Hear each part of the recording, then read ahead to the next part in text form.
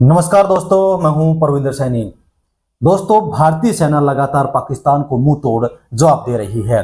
जहां पाकिस्तान लगातार आतंकवाद को बढ़ावा दे रहा है, वहीं भारतीय सेना लगातार आतंकी फैक्ट्रियों को खत्म कर रही है। और इसी विषय पर चर्चा करने के लिए हमारे साथ कृष्ण कुमार, जो कि लेफ्टिनेंट कर्नल रह चुके हैं, वो हमारे साथ मौजूद हैं। कर्नल साहब, आपसे जानना चाहूंगा कि जिस तरीके से पहलगांव में आतंकी हमला किया गया था और भारतीय सेना अब लगातार मुंह तोड़ जवाब दे रही है, तो कैसे पाकिस्तान का इलाज किया जाए? देखिए, पाकिस्तान का सबसे बड़ा इलाज तो इंडस वाटर ट्रीटी से होगा। ये सेना की कार्रवाई से थोड़ी कुछ सालों के लिए फर्क पड़ सकता है। अब इंडस वाटर ट्रीटी क्या है? ये 1960 में साइन हुई थी, 12 साल की नेगोशिएशन के बाद।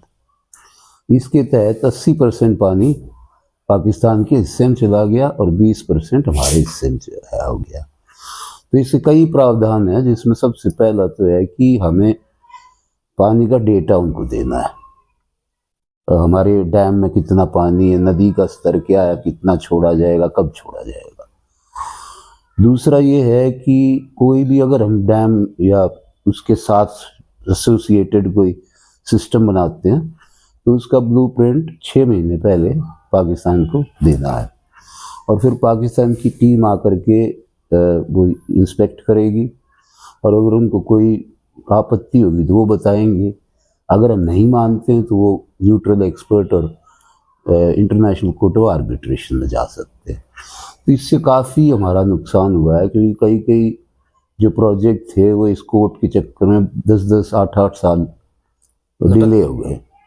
तो उसके साथ साथ उनने काफ़ी सारे जो डैम का जो प्लान है उसमें भी बहुत सारे उन्होंने करवा लिए बदलाव। जैसे कि जो नीचे के जो दरवाजे होते हैं जिसमें से रेत निकाला जाता है, उनकी हाइट उन्होंने थोड़ी बढ़वा दी। फिर हमारे जो डैम की फुल हाइट थी वो कम करवा दी, दोनों में, किशनगंगा में और रातले में भी। फिर एक नेविगेशन प्रोजेक्ट है बुलबुल, वो बहुत सालों तक डिले हुआ, और वो कोई ख़ास प्रोजेक्ट नहीं है, सिर्फ ये था कि नदी में 5-6 फुट का पानी हो, ताकि जो लकड़ियाँ काटते हैं ये पानी से बह करके चली जाए। तो अब ये इन सब से हमें मुक्ति मिल रही है। और क्या आतंकवाद कैसे रुकेगा पाकिस्तान का?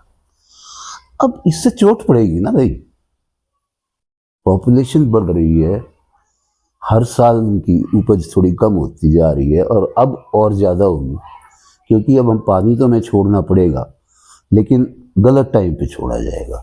जब उनको ज़रूरत होगी तब जाएगा पानी, जब उनको नहीं चाहिए तब बहा देंगे सारा। अभी तो जो डैम्स की फ्लशिंग है वो चल रही है, तो जैसे 2 दिन पानी रोक दिया, वही पानी का स्तर ऊपर आ गया, फिर उसको नीचे के दरवाजे खोल दिए तो थोड़े सैंड निकल गई। तो ऐसे अब एक बार सैंड की सफाई हो जाएगी तो थोड़ा उसका कैपेसिटी बढ़ेगी। इसके तहत ये है कि सैंड की सफाई आप सिर्फ आखिरी अगस्त के आखिरी दिनों में कर सकते हैं। तो पूरे साल वो सैंड जमा होती रहती है, रेत, फिर उसको अगस्त में ही खाली कर किया जा सकता है। अभी उसको कभी भी खाली कर सकते हैं। कर्नल साहब, पाकिस्तान लगातार आतंकवादी को पनाह क्यों देता है? उसे पता है कि आतंकवाद की समस्या का समाधान नहीं है, फिर भी वो आतंक को पनाह क्यों देता है? नहीं, उसको सफलता मिली है ना भाई। देखिए, 60s से उन्होंने शुरू किया था अफगानिस्तान के खिलाफ, जब वहाँ किंग का रूल था, तो उसकी हुकूमत इन्होंने गिराई इन्हीं को इस्तेमाल करके। फिर जब सोवियत यूनियन आया 79 में, तब 10 साल ये लड़े, जिस टाइम पे इनको मुजाहिदीन कहा जाता था। फिर 89 में इन्होंने निकाल दिया सोवियत यूनियन को। तो इनको सफलताएं मिली हैं, इसीलिए ये करते हैं सब। अब भारत ने उनके ऊपर ऑपरेशन सिंदूर चलाया, काफी सारे आतंकी ऐसे थे जिन्हें यूएन ने आतंकी घोषित किया हुआ था, अब वो सेना के संरक्षण में घूम रहे हैं। तो क्या जो विश्व है उसे दिखाई नहीं देता कि आतंकियों को कैसे पाकिस्तान पनाह देता है? जानते हैं, सब जानते हैं, बड़ी बड़ी किताबें छप चुकी हैं, और अमेरिका में सबसे ज़्यादा छपी हैं ऐसी किताबें। लेकिन फिर इसका कुछ करना बड़ा मुश्किल होता है ना। इससे जो मैसेज जा रहा है वो अभी तक तो उनको ये कॉन्फिडेंस है ना अपने आप में कि पाकिस्तान उनको बचा के रख लेगा। अब जब उनका ये कॉन्फिडेंस हिलता है कि भाई पाकिस्तान की फौज उनका नहीं हिफाजत कर सकती, तब तो उनका भाई थोड़ा सोचना पड़ेगा उनको आगे से। फिर ऊपर से आपने ये अज्ञात बंदूकधारियों का मामला चल रहा है, कोई दो लोग आ जाते हैं मोटरसाइकिल पे और गोली मार के भाग जाते हैं, तो उससे भी डर है वहाँ। कर्नल साहब, जिस तरीके से सरकार ने ऑपरेशन सिंदूर चलाया है, लगातार पाकिस्तान के अंदर जो आतंकी ठिकाने हैं उनको ध्वस्त किया जा रहा है, तो क्या ऐसे पाकिस्तान में आतंकवाद खत्म हो जाएगा? धीरे धीरे कम होगा, खत्म नहीं होगा। खत्म तो तब ही होगा कि जब उनकी फौज ये डिसाइड कर लेगी भाई हमें नहीं चाहिए ये। और पाकिस्तान को भी नुकसान हो रहा है इससे, क्योंकि जब 2001 में अमेरिका ने हमला किया तो पाकिस्तान को मजबूरन अमेरिका का साथ देना पड़ा। इस वजह से जो तालिबान का एक बहुत बड़ा हिस्सा पाकिस्तान के खिलाफ हो गया, जिसको आज तहरीक तालिबान पाकिस्तान बोलते हैं, तो उससे नुकसान तो हुआ है इनका, और इनको धीरे धीरे करना पड़ेगा, क्योंकि एक साथ अगर इनको कुछ कोशिश करेंगे तो वो जाकर के उधर मिल जाएंगे। इनका तो पेशा यही है, जो इस तरह के लोग हैं। भाई अगर यहाँ उनको दाना पानी ठीक से नहीं मिलेगा तो वो कहीं और जाएंगे, वहाँ से बंदूकें उठाएंगे। तो ये पाकिस्तान भी बुरी तरह फंसा हुआ है इसमें, हमारे से ज़्यादा। कर्नल साहब, जिस तरीके से अब सीमा पर लगातार गोलीबारी हो रही दोनों तरफ से, क्या आपको लगता है कि पाकिस्तान सरेंडर करेगा? नहीं, देखिए ये गोलीबारी तो होती रही है, हमेशा से ही होती रही है थोड़ी बहुत। कभी ये AK-47 वगैरह से हो जाती है, कभी बीच में तोपें आ जाती हैं।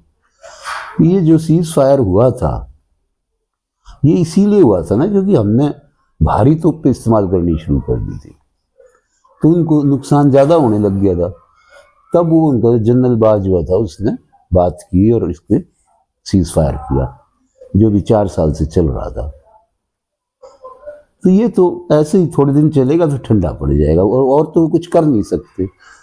तो थोड़ा बहुत अपने लोगों को दिखाने के लिए बॉर्डर पे कर देंगे, उससे हमें कोई खास ऐसा फर्क नहीं पड़ता। क्या युद्ध के हालात बनेगा वैसे? नहीं, कुछ नहीं होगा। उन्होंने पहले ही बोल दिया कि अगर इंडिया और आगे कुछ नहीं करता तो हम नहीं कुछ करेंगे।